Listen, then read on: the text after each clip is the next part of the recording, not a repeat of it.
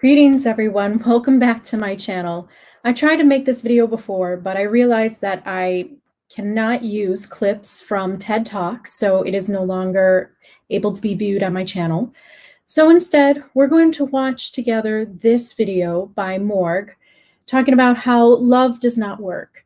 And I am here to argue that it does. It is the only thing that works when you really apply logic and rationality to every situation in this world. When you really look at people, at who they are, and you really actually get to know who they are, you will find that love is the only thing that opens up people's hearts and changes their mind. And there are tons of evidence and examples for it. In the description, you will find a link of a story in which I find very inspiring, and it is full proof that love is really the transformative tool. And although we cannot claim that it will work and apply to everyone at the exact same time, it's about spiritual awakening. It's about personal awakening into realizing what really matters in life. And if they want to live a life full of peace and harmony with others.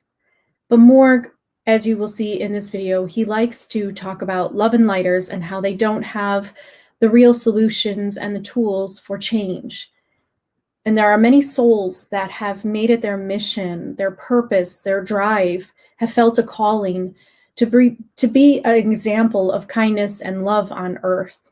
Because we know logically, we have seen it happen in our own lives, or we have heard it through the stories of others, that love is really the only thing that can really transform people. Not drugs, not locking people away and isolating them in prison, but actually bringing forth a healing to their hearts, because it is love that has been missing from their lives. Growing up in an environment that lacked love, we as awakened souls, we can supply that love for them. And love comes in many forms. It is not being vulnerable to a person that does hate crimes in this world. It is about understanding where they come from and working from that place of compassion and wisdom, knowing why people do certain criminal acts in this world is probably the most important thing. So we're going to watch this together, and I'm going to stop and critique it and talk about the logic of what I feel and how I think I'm going to respond to this video, because I thought that it was very important to talk about today. So I hope everybody enjoys it. Here we go. 414 likes compared to 6 dislikes. And I would say that it's because people are not really looking at the heart of the matter of what he is really talking about, but rather enjoying the persona of the video, the way that he is producing the video, the people that are behind him producing his videos. But I am here to call us towards real logic, because that is what I really look at. I look at the facts of this world, and I look at it through observing the nature of others. So here we are. Universal love, but does loving everyone really work? What about neo-Nazis, terrorists, and murderers? There are so many people today talking about universal, unconditional love, which means that you should love anyone and everyone, regardless of their content as a person. The problem is that people don't think this through. Oh, we definitely think this through. Most people that talk about love and light in this world, as you call it in the very beginning, when you talk about love and lighters, we are thinking very logically and understand that we cannot like their crimes of hate in this world.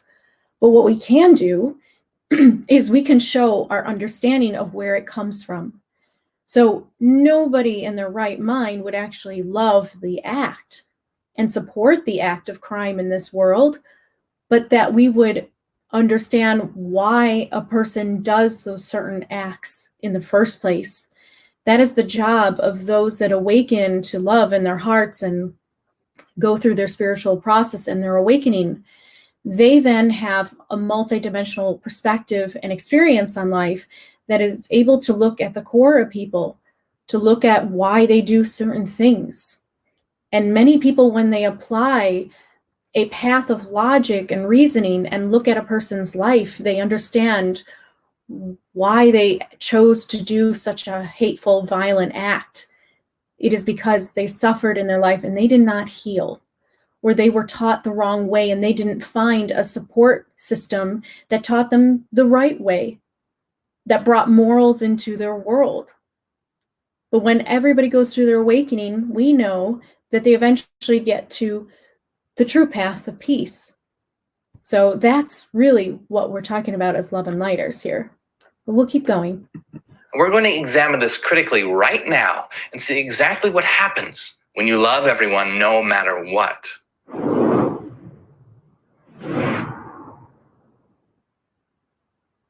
The problem is, people who talk about loving everyone, regardless of their content, are thinking with their feelings, with their emotions. They aren't using logic and reason. They feel like if they show love to someone that is hateful, then that person will become loving themselves. Well, it's not that easy to say that. We are actually using many different things when we decide to understand someone and have compassion for them, even though they do hateful things in this world. We come from it from a place of logic and understanding and rationality, of understanding who they are as a human being and what they might have gone through and suffered through. But we also are applying something else. It's the intuition. So we are reading the energies of others as well, and getting to the heart and the core of who a person is. So it's not about applying love in the way that you might think, in the terms of going up to a terrorist and hugging them or trying to compliment them. Most of the stories of transformation happen, and I have evidence of it because it's in the link and you will see it, is when one person who is able to see the goodness in another reminds a person of who they are. When a person is lost and they have followed the wrong path and they've done horrible things to others and they've hurt their own selves and their lives, when they're lost, all they really need is a mirror. And if they're lucky enough, they come up across another soul that is awakened and can kind of see past their previous acts or their present acts. And all it takes is for that mirror to look at that person and say, "You're better than this."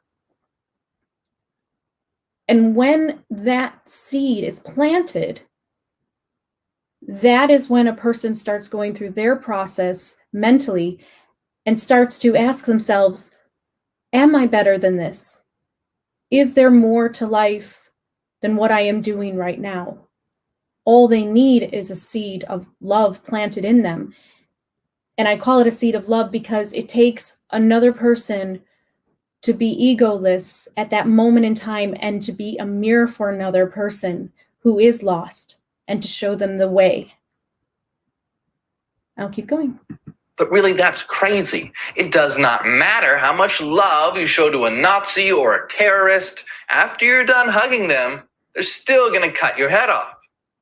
We're going to apply logic here and realize that you're not going to approach somebody that is already in their state of hatefulness, but the love and the compassion and the understanding comes in a more subtle way. It comes through conversation and opening up dialogue with a person, either online or through meeting a person and having an open discussion with them. That is the time when you can reach them most. That is the time when you can plant those seeds. It is not a time to go up and talk to a person when they're already strapping a bomb to their chest. Although there can be moments in time in which you can remind a person of who they are. Many FBI agents or those that work to disarm bombs and those that are being terrorists, they're sent out to those sites in order to talk those people out of doing those harmful acts. And the way that they do it is through using psychology And just being very truthful and honest, and at that moment in time, being empathetic enough to say to that person, you don't have to do this. This is not really who you are. We want you to think for a moment of what you are actually about to do. Shoot up a whole bank of people or so on.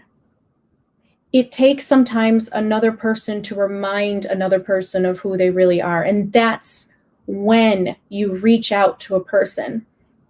You have to use discernment in that moment and in that situation. But I'll keep going.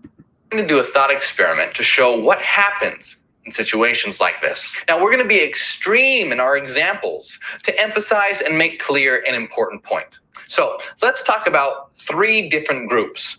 The first group will be people that think their way is right and everyone else should be forcibly made to think the way they do. So is that the Hyperian group? Example, if they think that homosexuality is wrong, then according to them, no one should be permitted to practice homosexuality. If they believe that women should submit to men, then all women must do this. This is a terrible mindset to have, and these are horrible people.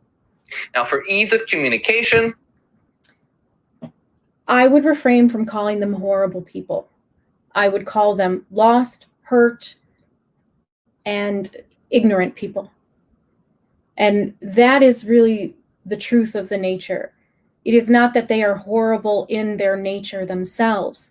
There are plenty of examples of times in their lives in which they were doing a kind deed for those around them. Many of them are fathers and mothers, and they care for their children. But it's the ignorance about others that make them hurt others, that are separate from them, or they view that as separate from them and that is different from them. So it's not that they're horrible people. It's that they are hurt people. They are unhealed people. They are unloved people by themselves and by their environment.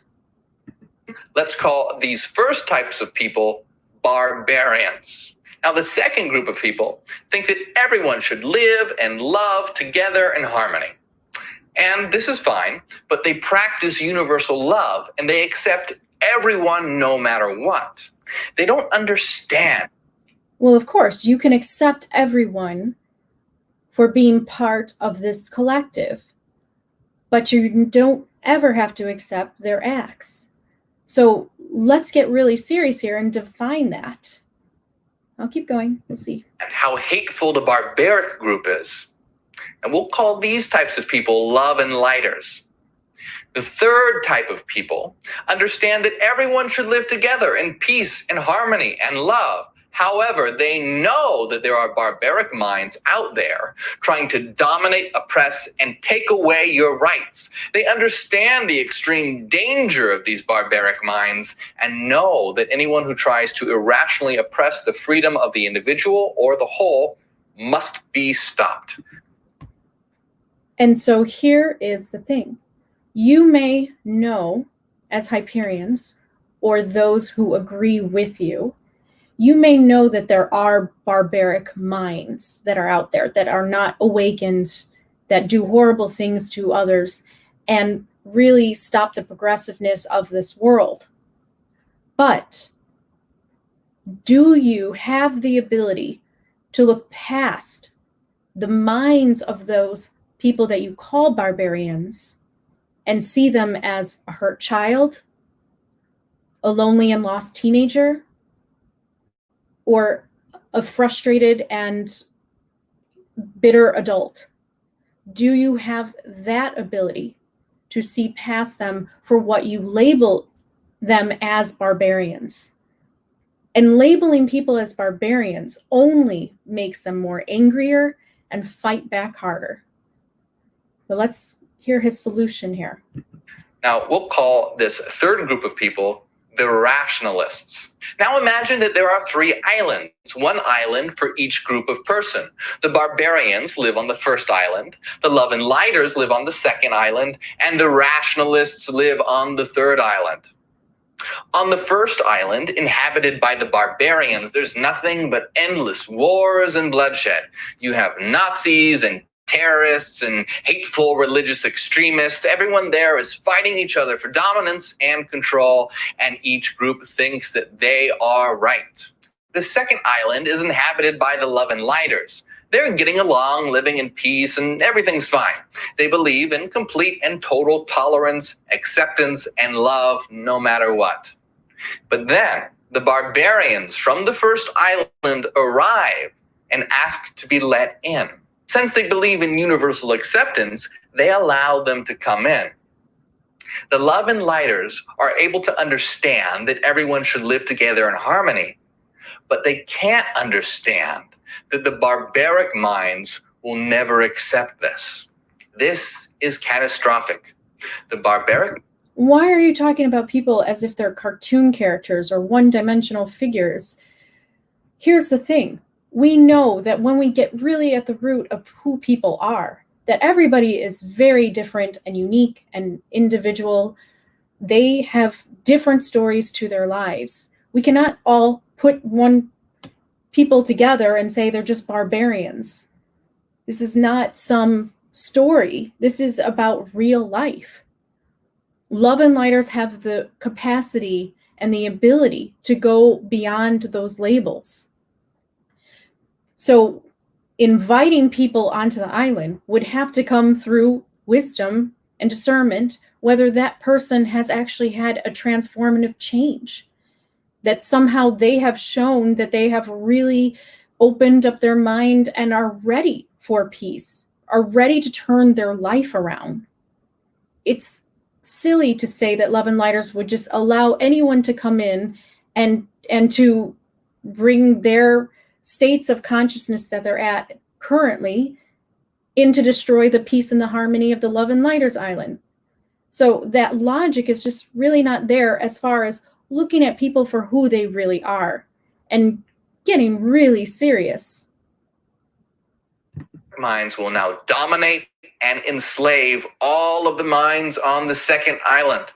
This is the fatal flaw of those who preach nothing but love, light, and universal acceptance. Finally, the third island is inhabited by the rationalists. They exist together without any physical conflict. They cooperate together, work together, and engage in healthy competition. They can live their lives however they like, as long as they are not irrationally impeding the freedom of another person or the whole. Now, when the barbaric minds from the first island are asked to be permitted onto the third, they are absolutely denied. Since these barbaric minds can't let people think for themselves and be themselves, then they must live in the hell that they have created on the first island. If anyone on the third island irrationally restricts another's freedom, then they are ejected from the third island and sent to live on the first island with the barbaric minds. The love and lighters from the second island are free to come live on the third island, but the love and lighters will try to convince the rationalists to practice universal acceptance and let the barbaric minds live there too. When the rationalists don't do this, they call them evil. See, those from the second island are unable to understand why the barbarians can't be permitted. So in the third island, everyone is welcome, as long as they follow the rules by not irrationally impeding the freedom of another or the whole. Violating this will not be tolerated. We don't tolerate sexism, violence, or homophobia.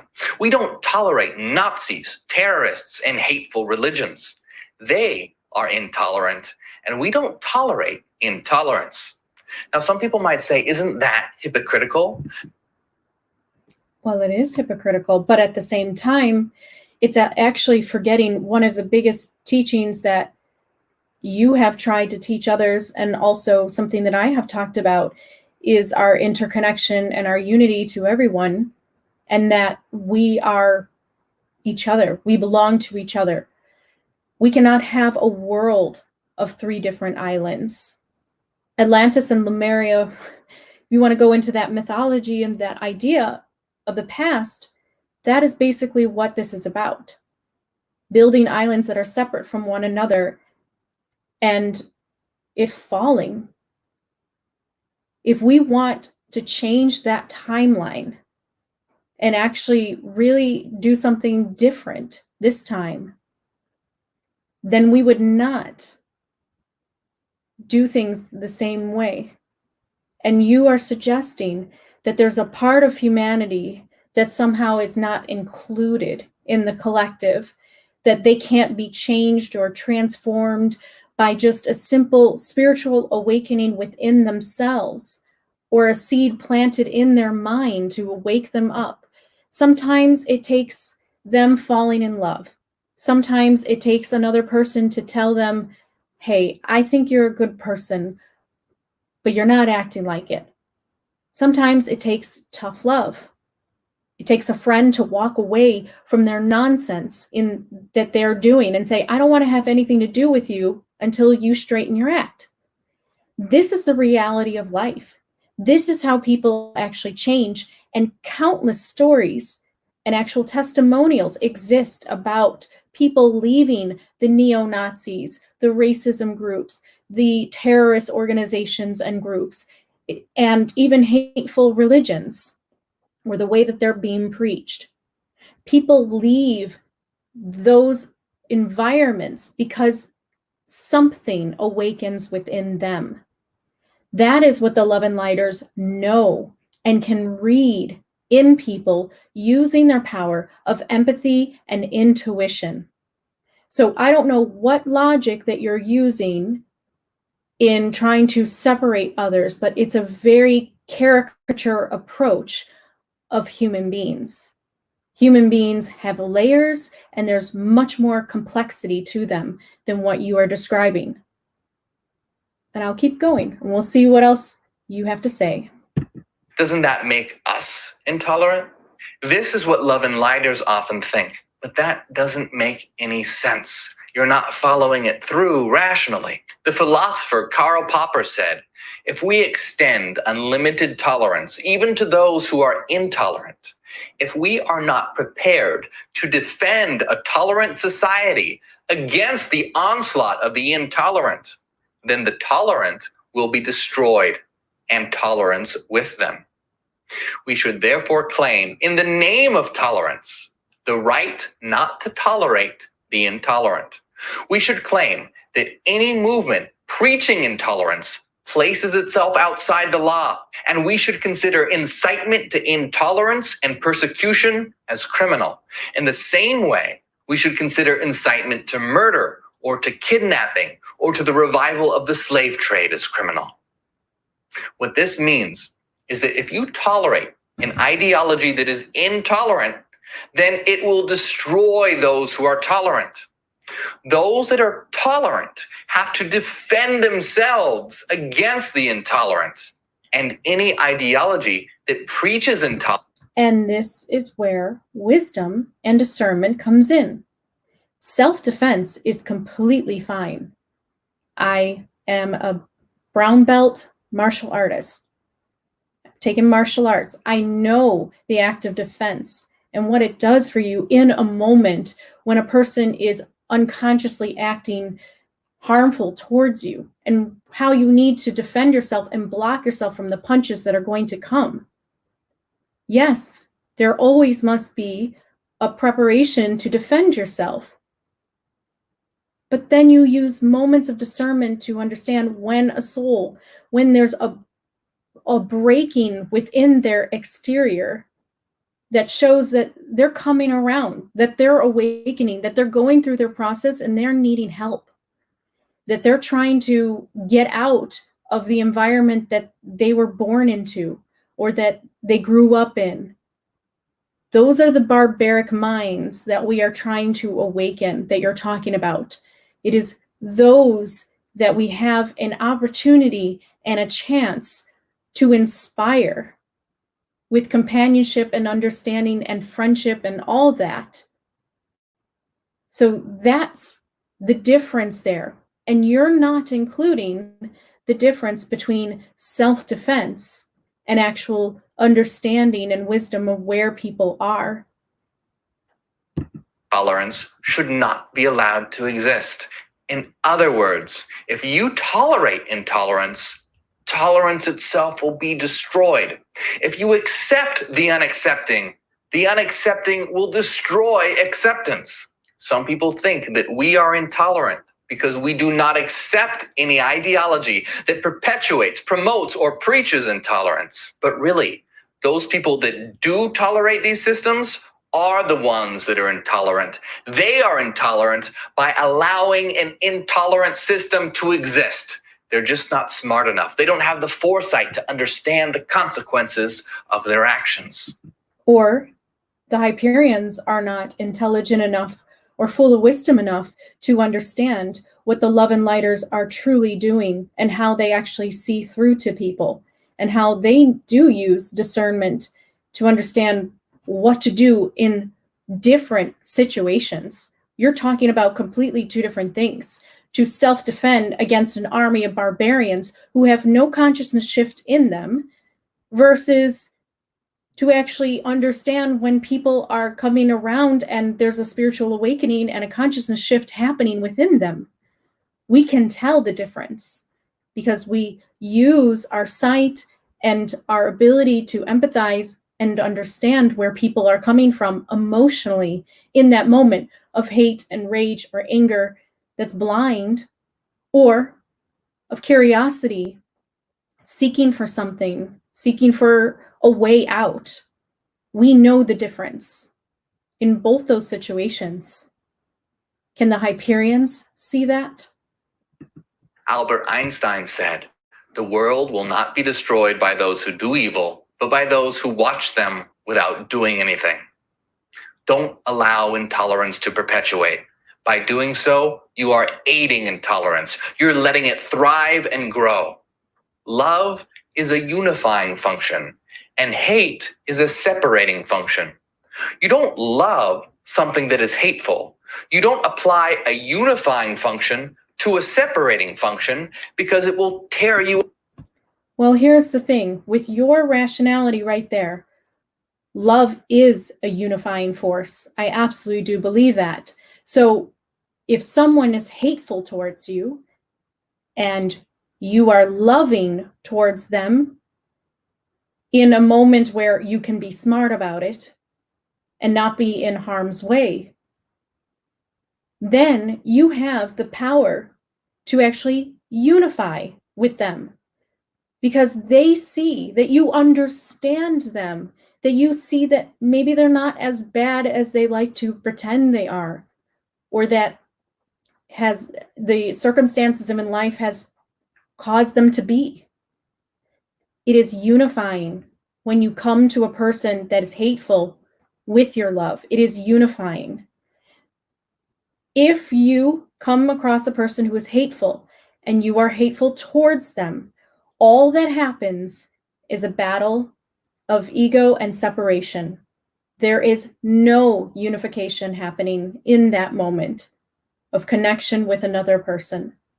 You must always come with the idea of love, even if you do not agree with the person, even if you are upset about something that the person did.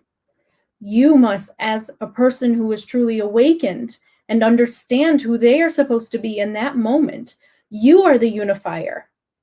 You are not the separator. They are the separation part of the world. You are the unifier. Know your role, and you be a unifier to whoever enters your life and to all souls. If you are really looking for change, then everybody needs to apply the unification ideas and philosophy of love. Apart from the inside. You love love and you hate hate. You love, unify with those that promote love, and you hate, separate from hateful, intolerant, sexist, violent ideologies. It's really not a difficult concept. Yes, it is a little bit more complex than you are explaining. And this is really just looking at one very simple surface idea of what's actually going on in people's minds. When people are racist or they're terrorists, It's at a moment in time when they're ignorant of others. It's when they don't know any better. So if you come at them with hate and tell them how much of a terrible person they are or an idiot they are or anything like that, all they will do is backlash at you and hate you more for what you are saying to them. But if you come at a person with understanding and say, look, it seems like you just haven't had the experience to meet this other people that you are hateful against. Maybe you should try. Maybe you should open your eyes. All you can do is bring forth the truth to the people that are in these moments of ignorance and show them the truth of nature of people. It's not that difficult of a concept. If you have cancer, you don't love the cancer. You take a knife and you cut it out. You don't love that which is killing you. This world is being destroyed by hateful, cancerous ideologies. The only way to get rid of cancer, as it is a mutation and it can be a malignant growth that comes back after you cut it out. The only way that you can ever get rid of something completely is to neutralize its effect on the body. Love and lighters have the capacity to neutralize the effects of hate in this world when they can come with understanding and compassion and in a friendly nature towards others. That is the best thing that you can do for what you call cancer in this world. It is about neutralizing the effects of their negative actions and replacing it eventually with the positive actions. And they don't need love. They need to be cut out. Hyperians are not love and lighters. We are rationalists. If you try to cut people out that are the most hurt, that are the ones that have the most anger and pain, then they will never see the light. They will never see the truth of who they are and what this world is really about. It is the jobs of us to not cut them out, but to show them what they can become, what they are, and how they can transform further. That's the job of the love and lighter. It's not to cut people out. So yes, I know you say that the Hyperians want to cut people out, but that's not a logical solution to actually what this new earth can look like. We don't accept any intolerant ideologies. We don't accept Nazis or terrorists or hateful religions. We live on the third island. Everyone should be given equal opportunity, regardless of gender, sexual preference, age, or race. We encourage healthy competition, and people should be rewarded according to their achievements. We are governed by logic and reason, and everyone is free to explore themselves, their world, and their own minds. If you're tolerant, if you support equal opportunity for everyone, if you're a rationalist, then join us on the third island. My name is Morgue, herald of the new Hyperian age. So you join them on their third island, and you continue to have 3 separate islands. You have an island of love and lighters who want to live in their way, and they don't really agree with the Hyperians. And then you have the barbarians on their own island. This will never work. This is completely illogical to the way that the world can actually be. And the proof of it is in when you just get to know people, when you actually talk to people, when you have conversations with others, you learn that we're not supposed to be separated. That this separation that we've had in mankind has only been for a temporary time until we find our unity to each other once again. We can certainly have our own individual islands, but if you think mentally you can cut people out of this collective, you are very much mistaken. Does it mean to embrace everybody all at once? Well, no, because not everybody will be ready for that. But it's about using discernment. What this all comes down to is that each person in this world that is an awakened soul, what they have to do, and part of their responsibility, is to help awaken others through a slow process, a subtle process, that when you have the opportunity to help someone that seems lost, seems like they've been hurt in life, seems like they've had a hard time, and they say something that's very hateful, it's very negative, and you notice that, then you can teach them, you can show them a different type of world. Some of the best movies, some of the best documentaries out there is about how somebody took a chance on another that was a horrible person, as you would call them, but that person took a chance on them. And when they did, it showed that person what was really waiting inside to come out, to come forward. And it was goodness. You cannot cut out what is already a part of you.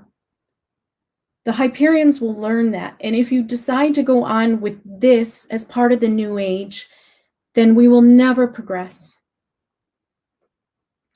I say to Love and Lighters, keep on doing what you're doing. And those who don't even label themselves, every single day, when you are kind to others, when you listen to their stories, and you understand that everybody has a story, that is when you have the power to transform them with love. Ad Astra, to the stars. Make sure that you like and subscribe, and check out my Patreon for hidden. So, that is what I wanted to say. My whole channel is about wisdom and love. And it is about coming together with others, meeting others that have a similar vision. And in no way am I trying to control others or anything like that. I am only trying to inspire people towards having a perspective of love and using their power of wisdom to be able to really change this world together. And this is what I have to say about it. I don't think that the Hyperians are really truly using the actual facts in front of them, the actual logic of who really people are. Because when you really look at every individual, you have a conversation with them, you actually connect to them, you will find what they are all about.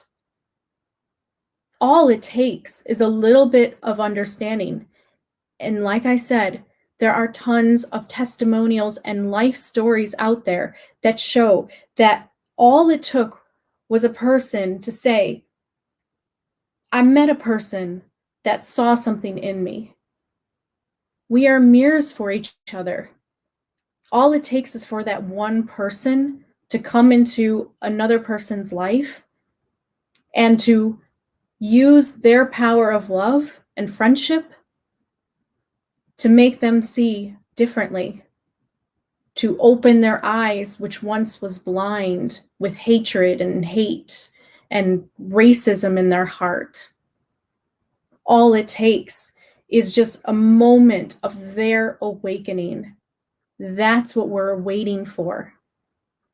And we cannot sit there and wait without doing something, as your quote suggested. To do something is not to accept people at that very present time to come in and hurt you and be part of your life in that moment of state that they're at. But to do something is to always be aware of your part that you are playing as a unifier, as somebody that is here to bring peace on earth.